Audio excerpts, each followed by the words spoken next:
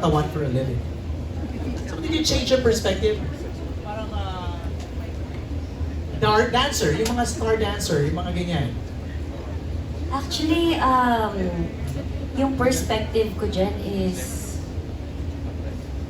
ganon kahirap ang bansa natin.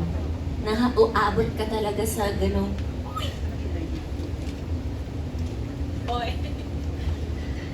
naaabot ka sa ganong punto para makahanap ng trabaho. Kasi hindi lahat, education mahirap sa bansang Pilipinas. Hindi lahat nakakapagtapos ng pag-aaral. Yung trabaho, para makakuha ka ng marangal na trabaho, kailangan at least high school graduate ka. So, ganun kahirap yung bansa natin, which mirrors na may mga babae na yun yung trabaho na lang nila kasi hindi naman sila nakapag-aral dahil sa sobrang baba ng ekonomiya, ganyan. In order for you to live and to feed your family, in order for you to eat kahit once sa isang araw, aabot ka talaga sa punto ng ganun. But sana, habang ginagawa ko siya, sana katulad ni Stella, nagbago siya na hindi naman siya laging ganun. Kaya sana as years pass by, umangat na yung Pilipino. Hindi lang sila, kundi lahat tayo. Para wala nang ganun. So, pang sinasabi mo, Kim, is parang your character mirrors yung mga ilang pinagdadaanan ng ilang Pilipino sa atin na parang they're pushed against the wall to do these things. Kasi nga, hirap sa buhay. Yes, ganun talaga. Dalawang side naman ng mga Pilipino eh. Mayaman, may sobrang hirap. So, Right. yes. Thank you, Kim. Mula kay John Bueno for Robbie Jaworski. Is this your first series? Can you tell us your experience working with Kim Pao, and do you feel more confident now on camera, or do you still get nervous or jitters? Yes, this is my first teleserye or experience as an actor. Ang experience ko naman working with Kuya Pao and Ate Kim is very friendly, very fun. Kapag walang eksena or off the set, light ang trabaho, madali silang kausapin o pwede ko silang lapitan at humingi ng advice for actors' notes. And as for nerves and jitters, I think that with more experience, hindi pa rin nawawala lagi yung pagiging nervyoso. Pero yung proseso mo bilang isang aktor para, I guess, to overcome the nervousness is built upon. And I hope to have more experiences in the future. Yeah, you're just getting started, di ba? Pero you're in good company sa first project mo, Yes, of di course. ba? The Of course, Alibi. 100%. From Hannah Malorca of Inquire.net for Direct Jojo. Ano po ang mga scenes na dapat abangan ng publiko sa The Alibi ang buong katotohanan? I think she's referring to yung nasimulan ni Paolo kanina na eksena na parang may mga scenes na hindi masyadong nakita. Go ahead, Direct. Maraming scenes kasi na hindi pa na-explain kung bakit na na-air sa Prime. So dito ma-explain lahat kung saan ang galing yung mga eksena.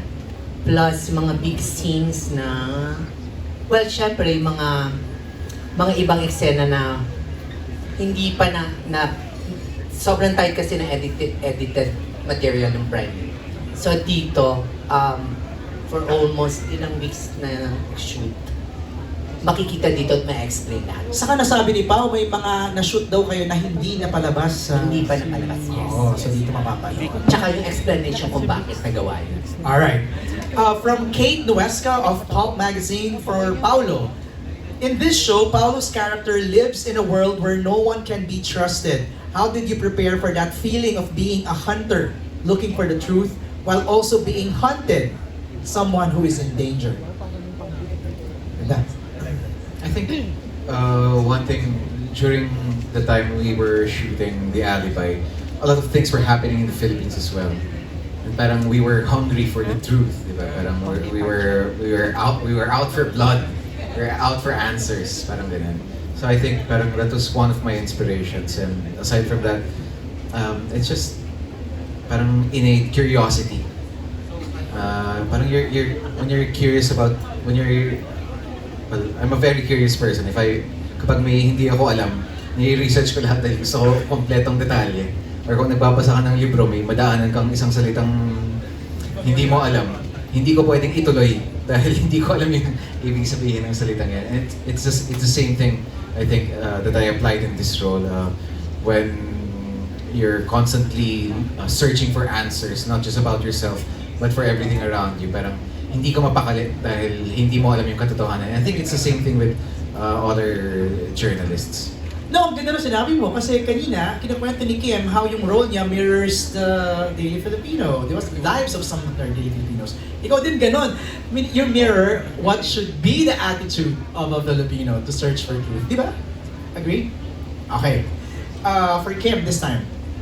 Kim is known for being the chinita princess of rom-coms that are usually very honest and pure, while her character in The Alibi seems to navigate a lot of moral gray areas. How did you prepare for the psychological weight of playing this kind of character? Grabe naman may tanong Oo na nga ito. eh. Naman, pang ano naman talaga. Hello everybody, I'm Kimberly Chu from Cebu City. Charot lang. Yun yung kagandahan ng pagiging isang actor. Kasi naiikutan namin yung iba't ibang mundo ng lahat ng tao. So, masaya din na mag-tackle ng mga ganong roles. Kasi, ayun nga, for growth, for hindi ka lang naka-remain sa comfort zone mo. Pero pag binigyan ka ba na kunwari yung kay Stella, parang do you like look for pegs? Sino maganda dito? O nanonood talaga ako ng mga films or Oo. yung mga tao, oo.